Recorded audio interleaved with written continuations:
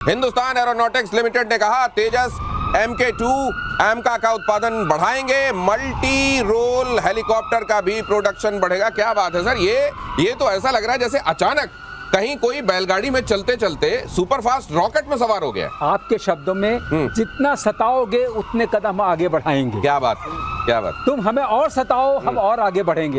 1998 के बाद भी यही हुआ था। आपने हमें सताया, ब्रह्मोस बना, IGDM, सारे जो ये प्रोग्राम्स हमारे आए और जो उन्नत हुए वो सारे उसी से निकले हुए हैं। तो अब मुझे लगता है अनदर क्वांटम जंप होगा। आपकी जो इंडिजिनस कैपेसिटी है, और जहाँ तक एमका का सवाल है, मैं कई बार आपके चैनल पर आपके माध्यम से कह चुका हूँ, ना तो मैं स्टेल्थ एयरक्राफ्ट Su-57 लेने के फेवर में हूँ, ना F-35 के। F-35 का तो पूर्ण प्रदर्शन हो गया है। आज कैलिफोर्निया में भी एक क्रैश हुआ है, आपको जी, सुना होगा आपने। और वो क्रैश क्यों हुआ? ये ऐसा जहाज है कि उसको लेकर के, जैसे कि आपने एक हाथी पाल लिया, उसको खिलाने के लिए आपको अमेरिका से पूछना पड़ेगा कि क्या दाना खिलाएं, क्योंकि उसमें जो भी है वो सारा का सारा लॉकहीड मार्टिन डेटा चला जाता है। और ये जहाज ऐसा है कि अगर इसमें वो चीजें नहीं हुई तो सेल्फ ग्राउंड कर लेता है।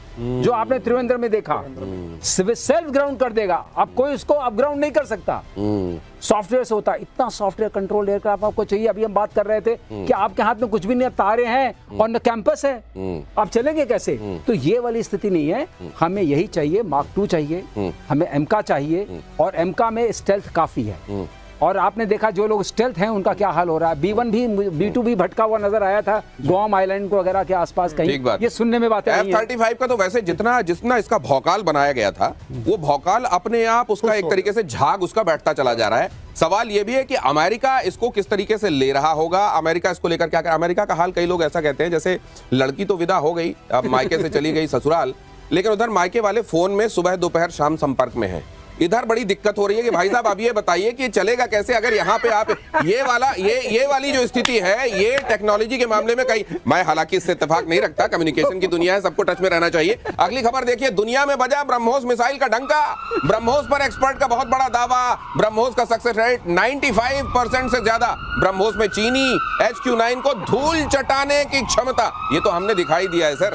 जी। इसीलिए इसी शो में सर ने मजाक में HQ-9 को हेडक्वार्टर 9 बोल दिया था। ऐसी हंसी मजाक में एयर मार्शल श्रीवास्तव सर ने इसको हेडक्वार्टर 9 बोल दिया था। तो वो आप ये कहना चाह रहे हैं वो जो कहा जाता है बॉम्बार्ड द हेडक्वार्टर, बिल्कुल। तो ये नहीं, बिल्कुल आप देखिए ना, इसको चकमा दिया है ब्रह्मोस ने। और अब ब्रह्मोस का जो नेक्स्ट जनरेशन बन रहा है, मैं ये भी आपको बता दूं, वो ये ब्रह्मोस जो करंट ब्रह्मोस है, that is not hypersonic, that is 3.5 times the speed of sound. जो अब न्यू जनरेशन ब्रह्मोस बन रहा है, ओ माय गॉड, उसका रेंज, उसका वेट कम है, उसकी लिथैलिटी ज्यादा है, वो बिल्कुल इस ब्रह्मोस से 3 गुना ज्यादा और बेहतर है।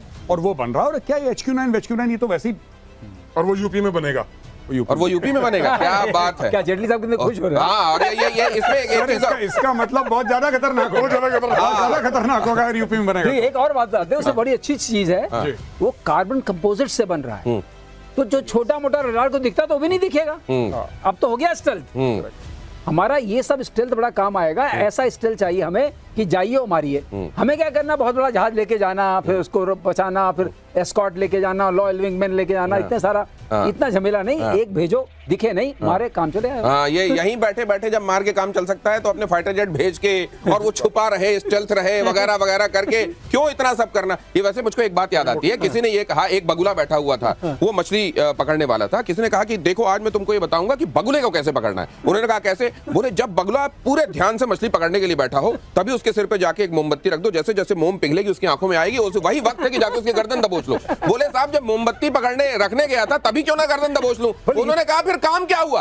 अगर तुमने एक ही बार में गर्दन दबोच ली तो काम क्या हुआ? अगली खबर देखिए, रुद्रम मिसाइल को लेकर बड़ी खबर। रुद्रम मिसाइल 3 का सफल परीक्षण। सुखोई 30 MKI से हुआ कामयाब परीक्षण। स्वदेशी एंटी रेडिएशन मिसाइल है रुद्रम। अब जिस तरीके से हम लोग देख रहे हैं, अचानक एक के बाद एक हथियार, एक के बाद अस्त्र शस्त्र भारत के पास, हनुमान जी के पूंछ में उनको पकड़ के ब्रह्मास्त्र मार के और उनकी पूंछ में आग न लगाई होती ना, जी। तो लंका ना जली होती और रावण का पूरे कुल का सत्यानाश ना हुआ होता। वो जो छेड़ दिया हनुमान जी को, जी। एक तो पहले सीता जी को नहीं ले जाना चाहिए था, जी। और फिर हनुमान जी को और छेड़ दिया। अब ये ऑपरेशन सिंदूर जो हुआ है, जी। मुझको लगता है ये भारत के उद्भव और भारत के दुश्मनों के पराभव का एक नया इतिहास शुरू हो गया है। नहीं नहीं, बिल्कुल बहुत आपने अच्छी बात बोली। मैं आपको एक बात बताता हूँ, ये जो बात कर रहे हैं ना कि जैसे कि प्रलय की बात करी और जितने भी हमारी मिसाइल्स हैं, ये इसमें सबसे और मैंने कभी ऐसा देखा नहीं था शुरू से। अब मुझे देखने को मिल रहा है कि इंडियन सिस्टम्स की एक तो acceptability in the armed forces. एक जमाने में नेवी तो थी आत्मनिर्भर, और नेवी आज से नहीं, नेवी दशकों से है।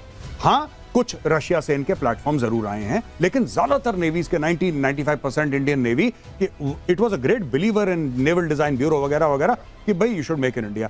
आर्मी और एयरफोर्स का ये था इंपोर्टेड, बहुत पीछे। ये सारे के सारे मेड इन इंडिया।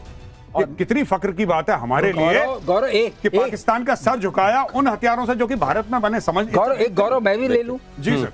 ये सारे बनते हैं भारत डायनेमिक्स लिमिटेड में, और वहां पर मैं डायरेक्टर प्रोडक्शन रह चुका हूं। अरे वाह। ओ, और ये सारे की शुरुआत उस पीरियड में हुई थी, और सारे के सारे। और भारत डायनेमिक्स लिमिटेड का क्या है जो वाक्य बोलते हैं हम लोग? क्या है सर? Force behind peace. हाँ, फोर्स बिहाइंड पीस। अब सर ये आपने शांति लाना है तो ताकत लानी पड़ेगी। शांति लाना है तो पहले मिसाइल मारना है। यहाँ पे जहाँ पे गिर गई वहां पे शांति तो हो ही जाएगी सर। ये इसीलिए प्रधानमंत्री नरेंद्र मोदी ने कहा शस्त्रेण रक्षिते राष्ट्रे धर्म चर्चा प्रवर्तते। लेकिन सर ये जो आपने देखिए कृष्ण भगवान को अपने दिल पर जगह दी हुई है। भगवान कृष्ण जो है यही कहते हैं कि धर्म संस्थापनार्थाय संभवामि युगे युगे। आप नेवी के संदर्भ में ये जो खुद मुख्तारी की बात की जाती है कि पहले से अपने पैरों पर नेवी खड़ी हुई है, बिल्कुल। तो सर आज कहां पहुंच गई है नेवी? फिर देखिए, नेवी ने जो इंडिजिनाइजेशन शुरू किया, आप दूसरा भी देख रहे होंगे, आईआईटी लिखा हुआ है। आईआईटी लिखा जी। आईआईटी खड़गपुर में कैसे शिप बनाए जाते हैं, इसकी पढ़ाई 50s में शुरू हो गई थी। अच्छा। जब आईआईटी खड़गपुर बना था 1951 में, अभी उसकी प्लेटिनम जुबली मनाई जा रही है भाई साहब। तो शिप डिजाइनिंग का बहुत बड़ी ट्रेनिंग वहां पे होती थी खड़गपुर में। और जो नेवी में ऑफिसर्स आते थे, कंस्ट्रक्टर्स बोलते थे उनको, उनकी स्पेशलाइजेशन भी खड़गपुर में होती थी। तो ये नेवी का जो शिप डिजाइन और सबमरीन डिजाइन का जो काम है, ये लेट 50s में शुरू हो चुका था। उसी के कारण हिंदुस्तान का जो पहला फ्रिगेट बना आईएनएस नीलगिरी, वो 1971 में कमीशन हो गया था। 1971 की बात देखिए आप उस टाइम पे। और उसके बाद एक के बाद गोदावरी क्लास, नीलगिरी क्लास, कितने ही शिप हिंदुस्तान में बने। और इन सभी शिप में मैं बताऊं आपको, वेपन्स को छोड़ करके अगर देखें तो पूरा इंडिजिनस था। लगभग you can say 75% indigenous content था इन शिप्स का। यस, उन दिनों में हम हथियार बाहर से मंगवाते थे। कुछ अमेरिका यूएस के बहुत कम होते थे, मेजॉरिटी रशियन होते थे।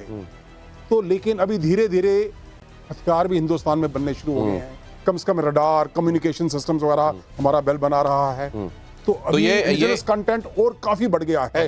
अब ये आत्मनिर्भरता, ये स्वावलंबी होना एक कदम और आगे बढ़ गई इंडियन नेवी। इसमें देखिए इंडियन नेवी की ताकत और बढ़ेगी। क्यों? क्योंकि जर्मन एआईपी टेक्नोलॉजी से लैस होगी सबमरीन। ये जर्मन एआईपी टेक्नोलॉजी क्या है, और जब ये भारत की पनडुब्बियां इससे लैस हो जाएंगी तो क्या होगा, ये आपको कमांडर जेटली बताएंगे। 9 नई और बेहद घातक सबमरीन खरीदने पर भी विचार चल रहा है। जमीन के नीचे तो ठीक है, ये पानी के नीचे ही नीचे टॉर्पीडो निकले और उधर जाकर काम खत्म हो जाए। ये जो बैठे बैठे मारने वाली बात अभी मार्शल श्रीवास्तव कर रहे थे।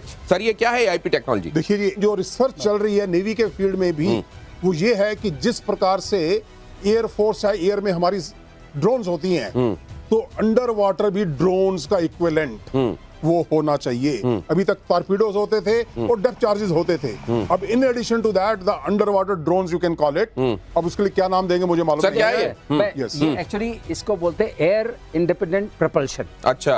तो होता क्या है, जब कोई डीजल सबमरीन नीचे जाती है तो उसको ऊपर उठना पड़ता है ऑक्सीजन के लिए। डीजल वाली पनडुब्बी को सांस लेने के लिए ऊपर आना पड़ता है। ठीक है सर, 2-3 दिन में एक बार आपको आना पड़ता है। जब आप सरफेस करते हैं तो आपका आरसीएस, आपको देख सकते हैं, लोग सैटेलाइट से देख सकते हैं, तो विजिबिलिटी आपकी नहीं रहती है। यही चीज अगर न्यूक्लियर में कहा जाए, न्यूक्लियर पावर्ड में वो महीनों अनलिमिटेड है, नीचे रह सकते और हैं। इसका 40 दिन का होगा ओके, इसका, तो AIP अब क्या AIP का क्या है, वो 10 टाइम्स 20 टाइम्स ज्यादा है। अच्छा, और 40 days। ये आप फूड भी कितना कैरी करते हैं, न्यूक्लियर के बारे में कहा जाता है जितना आप फूड कैरी कर सकते हैं उतने दिन आप रह सकते उतने दिन रह सकते हैं। तो डिपेंड करता है क्रू साइज क्या है, कितना फूड है, क्या लेके आप जा रहे हैं। इसका यह है कि 30-40 दिन का फूड नॉर्मली सबमरीन्स कैरी कर लेती हैं अपने क्रू के लिए, उसको लेके नीचे घुस जाएगी तो पता नहीं चलेगी।